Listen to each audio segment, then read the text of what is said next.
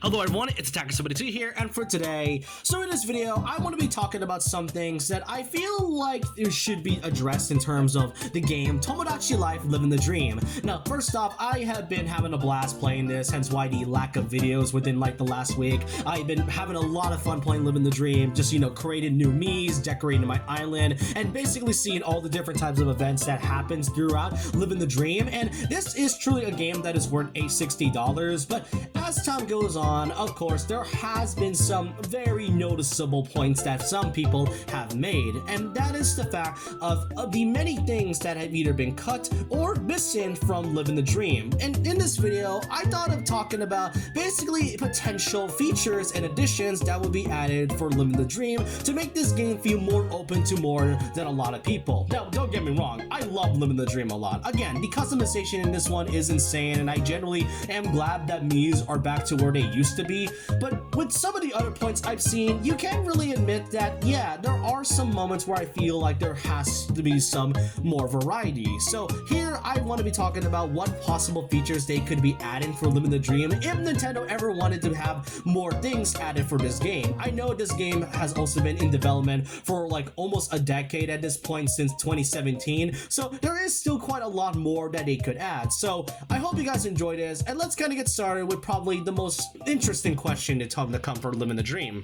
So the question is how will Nintendo handle new content and additions if they were ever given a chance to add more to Living the Dream? Well, there are two types of methods that could work, but both of them are honestly pretty divisive, and that's only how they depend on how they would handle the game to begin with. The first one is that they would do frequent free updates. It's mostly similar to some games that they've been doing for like over the last decade, like Splatoon for example, as well as during the Switch era, with the most notable game to ever get this type of frequent update being Animal Crossing New Horizons, as well as some other games like Switch Sports and Mario Sports franchises. But Animal Crossing is usually the one that some people point out to familiarly, because during New Horizons launch every month, and so we've been getting like new additions and free stuff that has been added that likely could have been added from the very beginning of the game. And don't get me wrong, Living the Dream does have some of those additions, since we are going to be getting like seasonal additions to the quick build every couple months, so they are still keeping the seasonal thing. I'm not sure if they're going to do the same thing about clothing, but they'll also do the same thing for interiors. So really, the constant free updates is something that is usually pointed out to the most.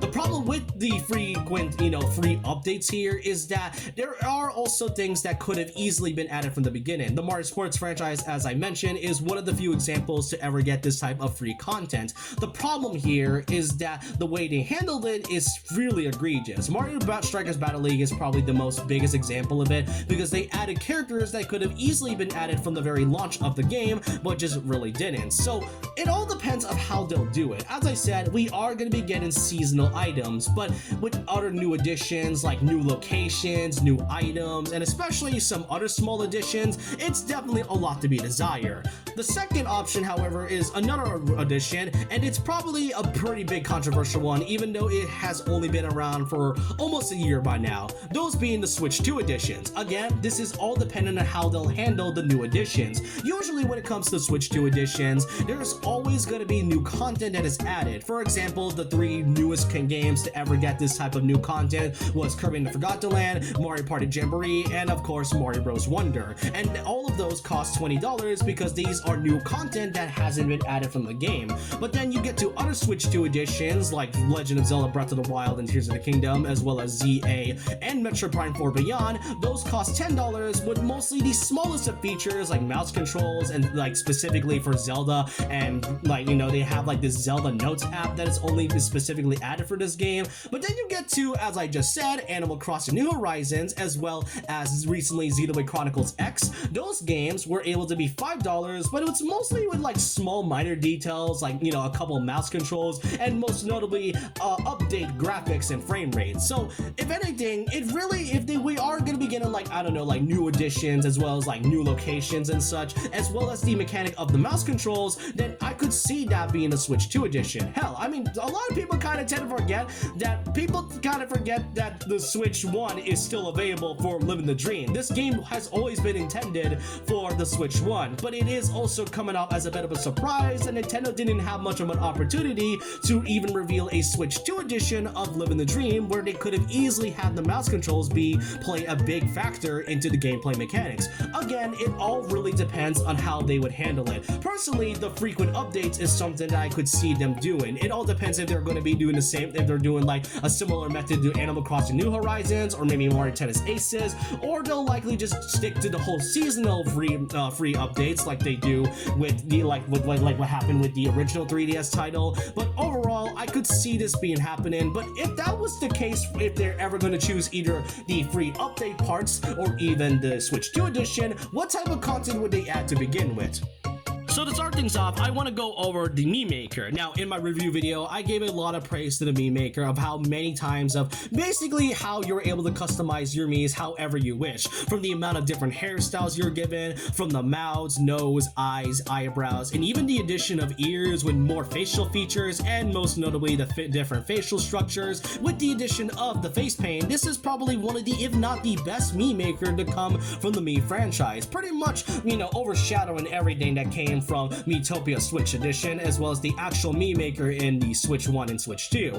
However, there are still a few things I wish there was more to this Mii Maker, because first off, I wish there was more ears. I feel like there would be only just 5 to 6 ears. Like, I kind of wish there was like more cartoony-esque ears that we've given. Given that we have so many different types of options for noses and mouths, I'm kind of surprised there wasn't any more like very cartoony-ish looking ears for our Miis, especially when you have like very specific characters that have like very, cartoony ears as well. Another thing I do hope is that if we find a way to customize our secondary colors, since given the fact that you were able to now give a second color to your Mii's hair color, I just wish that there was a way you can style it however you wish. Because you can customize both the bangs and the back of the hair, but you can't exactly customize how you want the secondary color to be. Whether you want the Mii's to look like Two-Face, for example, to have like their hair to be like half black and then half white. That's kind of the example I'm like trying to say, if anything. Another thing is that I'm kind of surprised that you aren't able to toggle what type of color you want to do via the many types of colors you want to choose, but the actual face paint allows you to customize the colors and even choose the tone of how you want it, whether it's like a light red or dark red, for example. I'm kind of surprised that wasn't the same thing for when you customize the hair colors and the skin tones for your Miis. If anything, I just hope you were given the option for that. And speaking of the face paint, I do want to say that I love the face paint a lot because it gives you so many unlimited options on how you want to create your personal Mii, especially if you have a very specific character that you want to make. But if I want to say one complaint about it is that unlike the Miitopia makeup section, the thing that I really like about the makeup part of Miitopia is that you are able to see that the Mii's makeup is actually registered as part of its face. But if you have like a specific Mii that has like very cartoony and very stylized designs like eyes or noses, for example, you aren't exactly able to see them as a registered face. So, and given the fact that if you are able to color or even draw the eyes that is based off that character alone, they likely won't be able to blink because of it. So I do hope that with the face paint, they actually have a way for people to register the fact that the face paint is part of the Mii's eyes and noses, for example. Not to mention when you look them in like a side view, it definitely looks very awkward unless you had to add some adjustments to it. So again, the Mii Maker, while really amazing, I hope that there are still some additions that could likely fix some of these issues, like more ways to style your secondary color for the hair colors, and fixing some parts that came from the face paint. And then probably another thing I really want to see added is like a big option I know people talked about the most and that is more addition to adding a lot more Miis. 70 Miis, as I said in my review, is definitely the most generous thing that Nintendo could have given.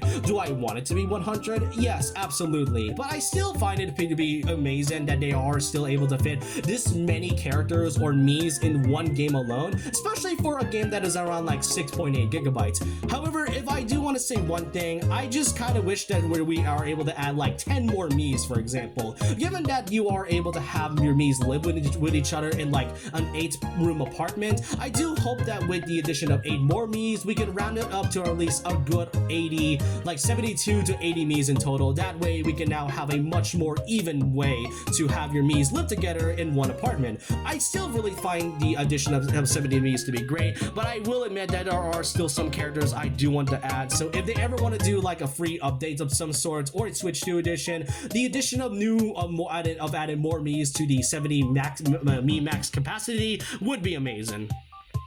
Now, another feature I do wish to add is that I wish we get to see more scenarios. We are likely going to be getting more as the seasons go by, but when it comes to like the current scenarios we've been getting, as well as some other things that can happen, I do hope we get like more events, because one thing I've noticed throughout my entire playthrough of Living the Dream is that I started to notice of how very repetitive and how very samey some of these different scenarios and events tend to happen. And while it does really look cool, I just kind of hope that there's like more ways you can do it. And that's all because it's related to the quick build after all. That's like one of the things some fans were pretty worried about, is that as time goes on, the game would start to become pretty repetitive over time. And in some cases, while I was doing it, I will admit that yeah, there is a little bit of repetitiveness here and there. So if Nintendo's ever going to do something more with like some of the upcoming seasons and some like new items for the quick build, I do hope that there's like more scenarios added for this game. And if there's ever going to be like a Switch 2 edition or even like a specific Switch 2 free update, I hope that the mouse control at least plays a big part into this. Again, as I said earlier, I'm surprised that Nintendo didn't exactly do anything about having a Switch 2 edition for Living the Dream, and lately Nintendo hasn't really been doing a good job with the mouse controls feature lately. Like, I've only seen like a few people even talk about it, and really there's only like a few games that requires mouse controls, like for example Drag Drive is one of them, and most recently, not too long ago, being Animal Crossing New Horizons, where the Switch 2 edition is able to give out the mouse control feature into this one as a way to customize your very own house, or if you're in like a specific area like Happy Home Designer, for example. So, and really, given the fact that Living the Dream is all about customization and building the island, as like, living your very own dream island, then there really has to be a way we can, use the mouse controls at some point in the future. I just hope they would likely do that, because again, people generally thought that this game was only going to be exclusive to the Switch 2. No, it really isn't. It was just compatible with it overall. And given that we are talking about island building, we cannot forget the biggest one, is that if we're going to be adding more Miis in the future, and with the addition of the mouse controls, then yeah, the island has to expand at least 1 to 2 more times to make it probably the largest island that you'll ever build. Given that you are only able to expand your island at least 2 times with the addition of new Miis over time, I just think the idea of adding more expansions on your island, and especially with some of the new features that I will talk about later on, then yeah, Living the Dream would honestly have some type of Switch 2 edition that would involve not only the addition of new Miis, but also the expansion of having your island be more than just, being a large one at that. Now, the last thing to talk about in terms of customization, it's definitely the idea of the quick build. Now, I do like the addition of many of the items you're given, like the light posts, for example, as well as the many types of shrubbery for trees, plants, and other things, as well as fences and stairs. But even with all the different features, I still feel like they're still a bit more limited with the options you're given. And given that you're only able to unlock a lot of these items, but minus all the different seasonal ones that we'll be getting within the next year or so, I still feel like there could at least be more options added for the quick build. Like, for example, a swimming pool, for example. I mean, we are literally around an entire island, and I'm kind of surprised that there's not like a swimming pool for this one for your Miis to swim in. I mean, that's kind of really why I feel, it's a bit off for them to remove some things like the dock, for example, from the 3DS game. And overall, that's like only one of the few examples I could think of when just thinking of the quick build. I love the idea of building your island of your very dreams, but with some of the limited options we have at the moment. I do hope that there's like way more we could add. And last but not least, the final edition I do hope that Nintendo would add for a future update or even a Switch 2 edition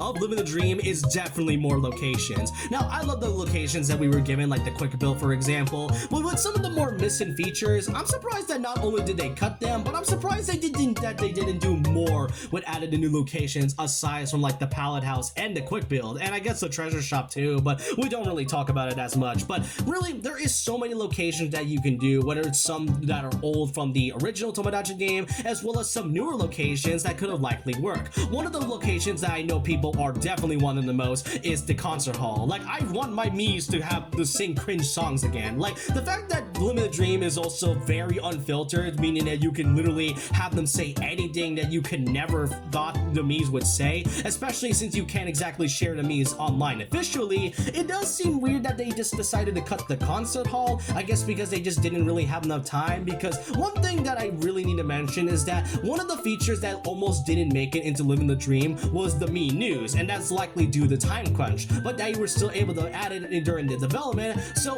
maybe in the future, if they ever want to do a free update, more locations would be great. And it isn't just the concert hall that I do hope they would add. There's still a few more locations that I do also want to see and want Nintendo to try it more often. One thing I hope they would add is that alongside the Ferris wheel, which is like the only location you've gotten from the Leisure Island, alongside Tomoria for example, an arcade area would be really good. And that's basically like the only way you're ever going to play a Tomodachi Quest, which is like the equivalent to Miitopia before Miitopia was even a thing. Tomodachi Quest was also a way for you to also get treasures by the very end if you were able to beat all of the enemies and beat the final boss in this Tomodachi Quest. It's kind of weird that they decided to remove it, and there was kind of like a way we did sort of have Tomodachi Quest in like one of the dreams. There's like a scenario where it acts almost similarly to this mini game. Again, it does seem pretty sad that we did have to lose this, but if they ever wanted to do new locations like an arcade, then this would be a great opportunity for them to add a Tomodachi Quest. Another thing I do hope is that instead of like adding a port, I do kind of hope they add something related to like a fishing dock. The fishing pole, as well as some other features like the frying pan for example, have all been removed from the game, so I am a little bit sad that we aren't able to have your Miis not just swim in the ocean or even like a swimming pool option if there ever was one, but also removing the fishing pole. It does kind of remove the whole idea of the Miis even, you know, being interacting with the water at all, aside from seeing them in cutscenes. So alongside a possible more features for quick build, I hope they ever bring back the fishing pole or even something that is related to fishing, just so we can have, you know, the Miis interact more with the ocean, kind of similar to New Horizons for example. And the last location I do really hope they would add is something related to like a movie theater. We kind of had a glimpse of that in Miitopia in the Switch 2 version if anything, and we did see a bit of Miis, you know, going on to a movie theater if you were able to give them an outing ticket. It would be pretty cool to have your creations from the pallet house be used as like the actual movie. Like, I'm pretty sure with the idea of customization, you would have thought there was like gonna be more locations that would, you know, apply the customization even further.